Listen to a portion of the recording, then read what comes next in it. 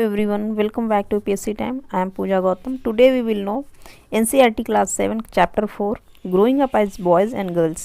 इस एपिसोड में हम जानेंगे कैसे बॉयज़ एंड गर्ल्स की जो आइडेंटिटी है इम्पॉर्टेंट है सोसाइटी के लिए, कैसा बिहेवियर एक्सेप्टेबल है गर्ल्स एंड बॉयज़ में, और बॉयज़ एंड गर्ल्स क्या कर सकते हैं क्या नहीं इस चैप्टर में बताया गया है, और इवन उनके जो डिफरेंट रोल हैं वो भी असाइन किए गए हैं for their future role as man and women.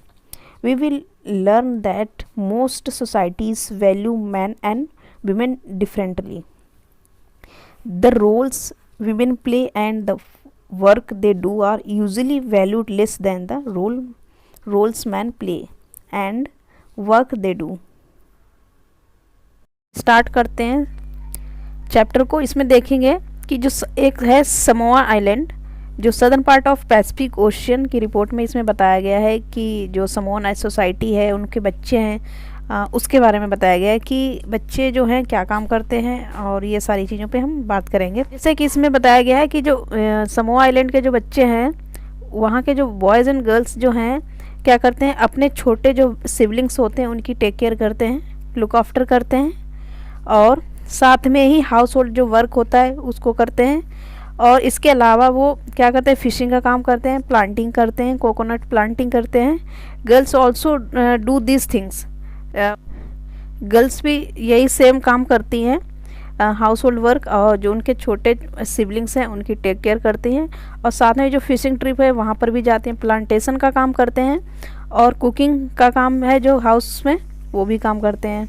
ये सारी चीज़ें जो है समोआ आइलैंड के जो बच्चे हैं करते हैं। और जैसे now we come to on the topic growing up male in Madhya Pradesh in 1960s। 1960s में क्या है कि जो मध्य प्रदेश में जो बच्चे हैं वहाँ पर क्या उनकी क्या डेली लाइफ है उसके बारे में हम जानेंगे। यहाँ पर जो बच्चे हैं, जो गर्ल्स हैं बॉयज़ हैं दोनों, वो स्कूल्स में जाते हैं, पर वो सेपरेट स्कूल्स में जाते हैं। जो गर्ल्स का स्कूल है वो डिफरेंटली डिज़ाइन किया गया है, और मोस्टली वो ग्रुप में जाती हैं because of fear of being teased और अटैक्ड। सोसाइटी के डिस्टिंक्शंस जो है को है बॉयज़ और गर्ल्स को लेके इसमें कि हाउ इसमें ये चीज़ यहाँ पे देखने को मिलेगी कि how girls must dress, what games boys should play and how girls should play, and need to talk softly or boys have to be tough। मतलब ये चीज़ें उस वहाँ की सोसाइटी में बताई गया है, और करियर भी उनके उसी अकॉर्डिंग डिसाइड किए जाते हैं। In most society including even our own society the role of men and women play और the work they do are not value equally। men and women do not have the same status in the society। how the difference exists in the work done by men and women। तो आगे हम देखेंगे video में कि कैसे जो work हैं दोनों के वैल्यू किए जाते हैं, उनकी वैल्यू की जाती है। जैसे कि घर में क्या होता है, हाउस होल्ड वर्क जो होता है, हाउस वर्क होता है, उसकी कैसे वैल्यू की जाती है, और जो आउटसाइड वर्क होता है उसको कैसे वैल्यू की जाती है। इन दोनों में हम डिफरेंस देखेंगे आगे वीडियो में। वैल्यूइंग हाउसवर्क, हाउसवर्क को कैसे वैल्यू किया जाता है। Across the world the main responsibility for housework and care giving task like looking after the family specially children, the elderly and sick members lies with women. It has be seen the work that women do within home is not recognised as work. जो भी क्या है कि घर में जो काम होता है, हाउस होल्ड वर्क होता है, वो एक काम की तरह नहीं रिकग्नाइज किया जाता है। It is also assumed that this is something that comes naturally to women. It is also assumed that this is something that comes naturally to women.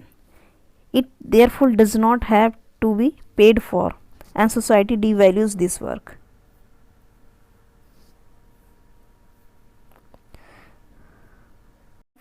Lives of domestic workers, domestic workers की क्या life होती है। Domestic helpers जो होते हैं, domestic helpers मतलब क्या है, ये जो है मोस्टली जो होते हैं होम्स में, जो सिटीज़ और टाउन्स में होते हैं पर्टिकुलरली, वहाँ पे डोमेस्टिक हेल्पर की तरह एम्प्लॉय होते हैं, और ये लॉट ऑफ वर्क करते हैं, लाइक जैसे ये क्या हो गया, स्वीपिंग हो गया, cleaning, washing clothes and dishes, cooking, looking after young children और एल्डरली। मोस्ट डोमेस्टिक वर्कर्स जो होते हैं वो कौन होते हैं, वीमेन होते हैं। समटाइम्स दे बॉयज़ और गर्ल्स, यंग गर्ल्स होते हैं, यंग बॉयज़ होते हैं और एम्प्लॉयड टू दिस वर्क, और उनके मोस्टली जो होते हैं वेजेस जो होते हैं काफ़ी लो होते हैं डोमेस्टिक वर्कर्स के। और मोस्टली उनका जो दिन शुरू होता है 5 in the morning, and despite the hard work they do, there जो एम्प्लॉयर्स होते हैं उनको इतनी जो रिस्पेक्ट होती है वो नहीं शो करते हैं। ये डोमेस्टिक वर्कर्स की जो होती है लाइफ होती है, इसमें ऐसा मेंशन किया गया है।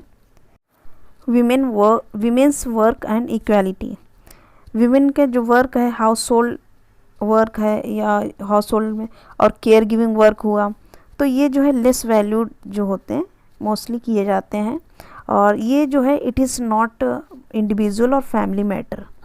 Inequality between man and women, इसको कैसे डील किया जाना चाहिए, is through the action not just an level of individual और family but also by the government.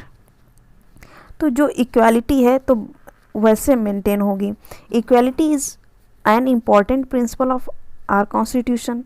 Constitution most कहता है कि बीइंग मेल और female should not become a reason of discrimination. Inequality जो है एग्जिस्ट करती है success and between success, inequality between success exist. Child care and house work falls on women and girls, and taking a positive step to remedy the situation, government started the child care the government started anganwadis or child care center, creches for so that discrimination cannot be happen on the these work basis.